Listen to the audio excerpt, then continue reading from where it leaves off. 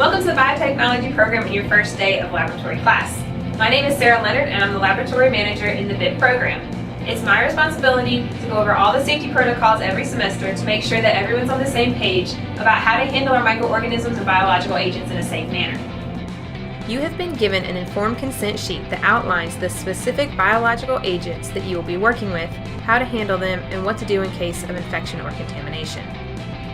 Here in BIT, we have 4 lab spaces which are each rated up to a biosafety level 2. That rating comes with specific requirements for personal protective equipment, lab features, and decontamination. Personal protective equipment is the first defense against anything that you might come in contact with while in the laboratory. In our labs, you're required to wear safety glasses, gloves, lab coats, closed-toed shoes, and long pants. Safety glasses protect your eyes against splashes. They also keep you from accidentally rubbing your eyes with unwashed or gloved hands. Safety glasses should be worn at all times while in the laboratory. Do you wear eyeglasses? Try a wide pair. Please make sure to find a pair of safety glasses that work for you. If you can't, let me know and we'll help you find a pair that fits. There are gloves in every lab in at least 2 places. Make sure to wear gloves whenever you are touching your experiments or equipment in the lab, but remember to take them off and wash your hands before leaving the room. If your gloves are contaminated or torn, dispose of them right away in the biohazard bins and get a new pair. Don't try to wash them. Gloves are not as expensive as your safety. Lab coats are worn during all activities in the lab. We use disposable lab coats which are replaced every 8 weeks of class. They come in a wide range of sizes. Try to find a size that fits for you.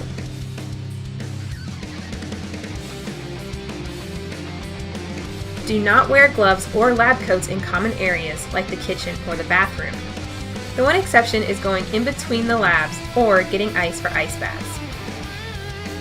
Lab coats are stored in designated drawers at your assigned station.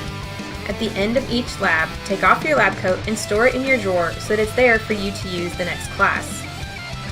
If your lab coat is torn or contaminated, make sure to dispose of it and get a clean one to use the next time. It is absolutely essential to wear proper shoes in the lab. This means shoes that cover the front and back of your foot. Sneakers are ideal. If you do not wear the right shoes to lab, you will be asked to leave. If you have long hair, or if you have dangling jewelry or loose clothing, please make sure to tie them back out of the way. This is for your protection as well as your experiment's protection. You don't want to contaminate your experiment or accidentally take your work home with you. There is no food, gum, candy, or drinks in the lab, including water. This also includes snacks that you may have stored in your book bag. Don't let them go through the doorway. We have carts outside the labs where you may store your food during the lab period, or down the hallway there's a kitchen area. You're welcome to store your food in the refrigerator or on the shelves in the kitchen. Cell phones and other personal items are the most common vectors for contamination. We encourage you to use your cell phone to take pictures of your experiments for documentation in your lab reports, but if you're going to handle a personal item, please take off your gloves and wash your hands. That way, you eliminate that possibility of accidentally transferring some sort of contaminant to your cell phone, which you might later transfer to yourself when you go to use your cell phone. You also want to avoid touching your face, and that also includes not messing with your contacts or biting your fingernails. Please make sure to store your bags either in the provided cubbies or in the kickouts up underneath your bench tops. This ensures that no one trips over a loose backpack strap. We don't want anyone ending up on the floor. Take a look around you. Familiarize yourself with where things are in the lab. Make note of where to find the eye wash safety shower, the hand washing sinks, fire extinguisher, and emergency exits. Every lab is equipped with an eye wash and a safety shower. This is in case you should have a splash in your eye, or in the case of the safety shower, on your body. They are tested weekly to ensure that they run properly and that there is nothing caught up in the water lines. The showers are for large spills on the person, and the eye washes are to rinse out small spills or particulates in your eyes. Please note though, there are no drains around these, so they are for emergency use only. We try to minimize the use of sharps in our classes, but you may still come across some broken glass or plastic. If you do have a sharp, your TA will help you dispose of it in the red biohazard containers that say sharps on them. Do not throw away sharp objects in the normal trash cans.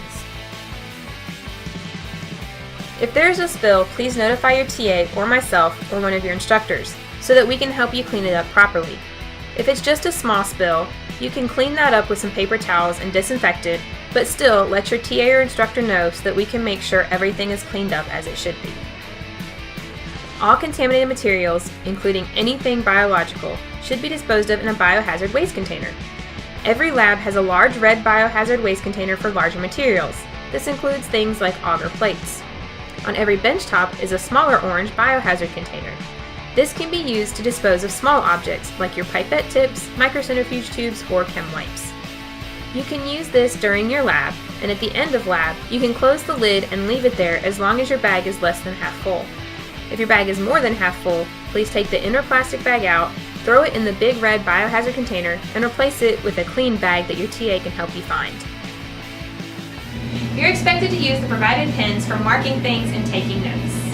These pens are recognizable because they have the same color scheme as the TA and lab instructor coats of tie-dye. If you are wearing gloves and touching your experiment, only use these pens. Writing utensils are a personal item just like your cell phone, and pens are also common vectors for contamination. So while you're in the lab, use the provided pens, and please leave them here at the end of the day. Labeling might seem like an odd topic for a safety presentation, but over the course of your class, you're going to be creating samples that you don't want to lose. Be mindful that we have up to 6 sections of one lab running at any time, so if you do not label your containers properly, they could get mixed up with someone else's and be lost.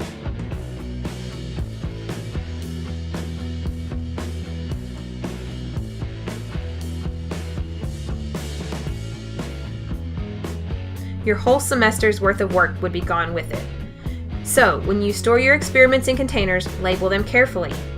Make sure to include your initials, the date, your lab section, and any other descriptive information you can give about the contents. In many of our classes, we use the UV light to see tagged proteins. Exposure to UV light can cause skin cancer. You can protect yourself by covering up exposed skin and wearing your safety glasses whenever using the UV light. Each machine has a UV shield that should be used when the light is turned on. As an option, we also have full face masks available for students, although they are not required. There are 7 steps you need to take before you leave lab at the end of the day. First, disinfect your bench. Each lab has a disinfectant called Decon Conflict. Spray it on your bench top and let it sit there for 3 to 5 minutes. Then, spray ethanol over the same area and use a paper towel to wipe off the disinfectant residue. Turn off all equipment and unplug everything but the laptops. Unplugging equipment reduces their potential as fire hazards. Empty your benchtop biohazard bag if it's over half full. If it's less than half full, you may leave it there for the next person to come in and use. Take off your lab coat and store it in your designated drawer. Or, if it's contaminated or torn, you may dispose of it and get a new one for the next lab. Remove your gloves, dispose of them in the biohazard bins, and thoroughly wash your hands before leaving the laboratory. If there is an emergency during one of our labs, stay calm and make your way to the nearest exit. There are 2 evacuation exits on this floor, one on each end of the hallway. There is one stairwell next to the autoclave room which leads out to the back of the building. Consider this the secondary exit. If you are able, we prefer that you use the front stairwell by the elevators and restrooms. We will use the front exit for meeting purposes. If a fire alarm sounds, stop your work and remove your PPE. Leave your gloves and lab coat at your station, exit the building using one of the 2 evacuation routes, and meet in front of Jordan Hall.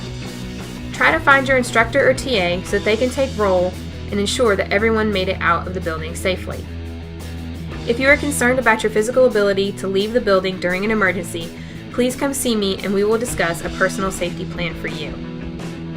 If you have any questions about your safety in the lab, please come see me in my office in room 6119. Or ask your TA or instructor and we will make sure to get your questions answered. Thanks for watching, and from all of us here at BIT, we hope you guys have a fun and safe semester.